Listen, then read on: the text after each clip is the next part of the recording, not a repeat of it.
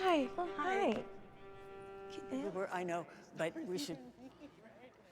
You guys want to come?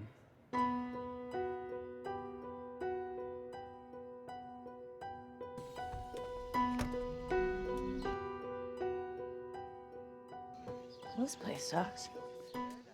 Frida, a woman in her late 20s, scrolls through her phone absent-mindedly. She comes across news articles and video interviews about Slater King, a disgraced billionaire. Once a successful entrepreneur known for his lavish lifestyle and charm, Slater lost his reputation due to a scandal involving inappropriate behavior. Despite the controversy, he's determined to make a comeback, hoping the public will forgive him so he can continue living in luxury. Frida watches the interviews with curiosity and doubt, wondering if people like him can ever truly change. Frida and her best friend Jess work as cocktail waitresses, making ends meet by serving drinks at high-end events. That night, they're working at a glamorous gala hosted by Slater King's company. The venue is filled with wealthy guests dressed in designer outfits, and the air buzzes with luxury and power. While serving drinks, Jess excitedly reveals she smuggled in 2 elegant dresses for them. She suggests they sneak into the party as guests instead of staying on staff. Intrigued by the idea, Frida agrees, and they quickly change into the dresses, blending in with the crowd. Everything is going smoothly until Frida's heel snaps, making her stumble into a waiter and causing a scene. Just as she's trying to recover, Slater King himself appears, effortlessly charming as he helps her up. With a grin, he even breaks off her other heel to even her out. Frida, flustered but intrigued, follows as Slater introduces her to his wealthy and influential friends, making her feel like she belongs in their exclusive circle. So, Miss Party Pooper, I know, but we should... Let's go! Guess I'll see you. By the end of the night, Slater invites Frida and Jess to join him and his friends on a private island getaway. The offer is too tempting to resist, and they eagerly accept. Frida and Jess fly out to Slater's secluded island, joining a group of eclectic guests. Pose, please. Isn't it beautiful, babe? Rich, an arrogant therapist; Vic, a brooding photographer; Cody, a private chef with a reputation for his cooking; Tom, a carefree DJ; Lucas, a recent college graduate who seems out of place; Sarah, Cody's reality TV star girlfriend; and Camilla and Heather, 2 party girls more interested in fun than anything else. When they arrive, Slater's cold and efficient assistant Stacy takes everyone's phones, explaining that it's to maintain privacy and help them disconnect from the outside world. I'm okay. Frida is led to a luxurious room where she finds a beautifully wrapped bottle of perfume waiting for her. She sprays some on without much thought, enjoying the scent. However, a maid soon enters the room, acting strange and distant. She only mutters the words, "Red Rabbit," before leaving abruptly. Frida finds it odd, but brushes it off, thinking it's just the stress of being in an unfamiliar place. At first, the island feels like paradise. The guests lounge by the pool, sip cocktails, and admire the breathtaking scenery. Everything seems perfect. Slater gives Frida a private tour, showing off the island's beauty while casually mentioning a snake problem that his staff takes care of. As they walk, Frida tells him about her small business, where she designs nail art inspired by animals. Slater seems genuinely interested, making her feel special. Along the way, they pass Stacy, who's carrying several red gift bags, but Frida doesn't think much of it. That evening, the group gathers for a lavish dinner prepared by Cody.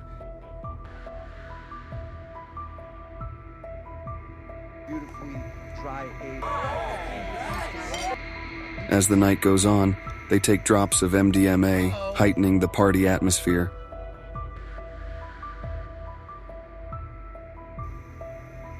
When Frida wakes up the next morning, she feels disoriented. A red stain on her dress from the previous night has mysteriously disappeared. Confused, she wonders if someone cleaned it while she was sleeping, but she has no memory of it. As the days pass, Frida starts noticing other strange things.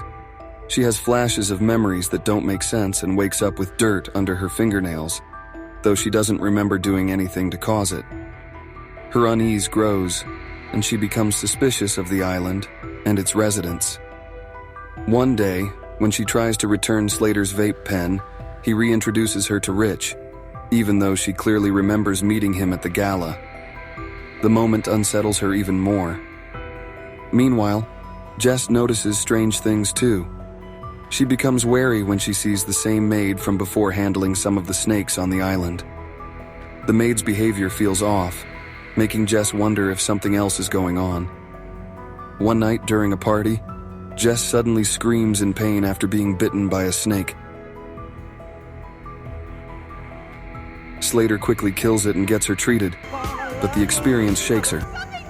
She confides in Frida, saying she feels like something isn't right. Her paranoia worsens when she starts getting unexpected nosebleeds.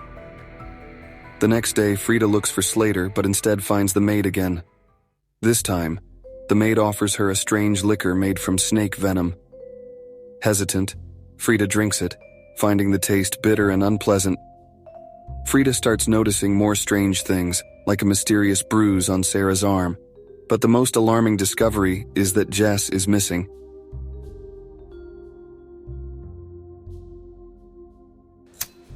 Even worse, Camilla and Heather act like Jess never existed. They're even using the same lighter Jess had shared with them, yet they have no memory of her at all. Panicked, Frida rushes back to her room and finds a knife hidden behind the mirror. As she stares at it, a sudden flashback hits her. Jess had told her to hide it. The memory deepens her fear that something terrible is happening on the island. Desperate for answers, she confides in Sarah, who has also started to suspect that something is wrong. Together, they sneak into a room where Frida had previously seen the red gift bags. Inside, they find more bottles of the snake venom liquor. As they investigate, they realize that the perfume, made from a specific flower, is causing memory loss in the women. Meanwhile, the snake venom counteracts its effects, helping them remember. Determined to uncover the truth, they mix the venom with tequila and trick Camilla and Heather into drinking it.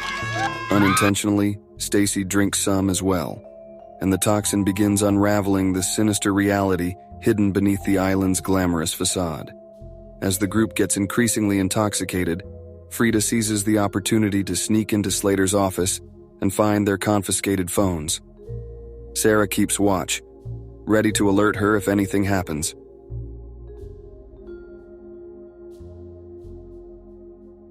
While searching, Frida hides when Slater, Stacy, and his intimidating bodyguard Stan enter the room.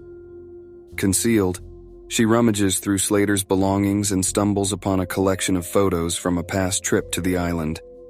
As she flips through them, she suddenly gets a severe nosebleed, triggering a flood of memories.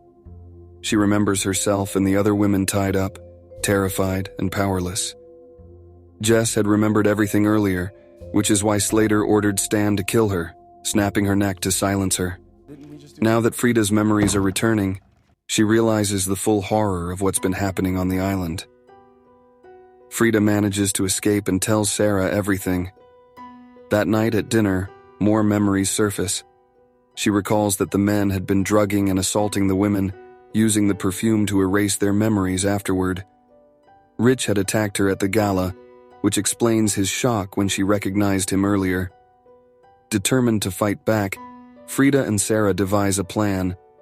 They encourage everyone to start dancing, using the distraction to figure out their next move. As the night progresses, Camilla and Heather regain their memories. Overcome with rage, Camilla grabs a knife and stabs Tom in the neck, killing him instantly. Heather, equally furious, tries to kill Vic by smashing his head with a chessboard, but Stan intervenes, shooting her in the head. Heather drops dead as chaos erupts. The remaining guests struggle to make sense of what's happening. Stan, still loyal to Slater, hunts down Frida, intent on silencing her. Before he can strike, Sarah bashes his head in with a rock, killing him. Meanwhile, the other men capture Camilla and take her hostage in Slater's villa. In a terrifying show of control, Slater crushes her neck under his foot, killing her in front of everyone. Frida, hiding nearby, is soon discovered by Stacy, who is furious at her for making her remember the abuse she had suffered at the hands of Slater and the others. Blinded by rage, Stacy attacks Frida, blaming her for forcing her to relive the trauma she had forgotten. They struggle fiercely, with Stacy gaining the upper hand at first, but Frida manages to grab a knife and stab her in the heart, killing her. Panting and shaken, Frida barely has time to process what she's done before hearing more commotion outside. Sarah has chased Cody into the woods, driven by vengeance. When she catches up to him, she brutally kills him, feeling a grim satisfaction in knowing another one of their tormentors is dead. Meanwhile, Lucas, the only man who hadn't participated in the assaults, starts to remember everything he had witnessed. Overwhelmed by guilt and fear, he freezes. Before he can act, Frida and Sarah arrive at the villa, ready to confront Slater once and for all. As Lucas hesitates at the door, a gunshot rings out. He collapses, a bullet to the head. Frida and Sarah are momentarily stunned but quickly refocus. They step into the villa, where Slater is waiting. His confidence wavers as he realizes the situation is spiraling out of control. A fight breaks out between Frida and Slater. He is physically stronger, but Frida is fueled by rage and the memories of everything he's done to her and the others. As they struggle, more memories flood back. She remembers being on the island the year before, how she had managed to escape, only to forget everything because of the perfume's toxin. She recalls the scar on her head, caused by Slater letting her fall onto a rock, and even the moment she bit off Vic's pinky in a desperate attempt to fight back. Sensing he's losing control, Slater goes into a furious rant, blaming everyone but himself for the chaos. In desperation, he takes a hit from his vape pen, unaware that Frida had spiked it with the flower toxin. Within seconds, his expression changes, confusion setting in as his memories begin to fade. Now completely disoriented, Slater stares at the bodies scattered around the room, panic setting in as he struggles to make sense of it all. In his confusion, he accidentally knocks over a few candles, igniting the room. The fire spreads rapidly, engulfing the villa in flames. Determined to survive, and to make sure Slater faces the consequences of his actions, Frida drags his dazed body out of the burning building. Inside, Vic is left behind, doomed to perish in the fire. Once outside, Frida appears to be speaking to Sarah, but as the camera pulls back, it becomes clear she is alone, talking to an unconscious Slater while watching the villa burn to the ground. The weight of everything that has happened settles over her. She knows her life will never be the same after this. Sometime later, Frida is seen at another high-profile gala, once again by Slater's side. But this time, things are different.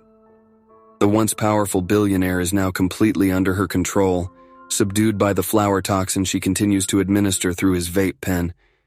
He is docile, compliant, a shadow of the man he used to be. As Frida surveys the room, her eyes lock onto Rich. He stiffens, visibly unnerved at the sight of her. He remembers exactly what he did to her, and now he knows she holds all the power. In a final twist, the event's host takes the stage and introduces Frida not only as Slater's wife, but as the new CEO of his company.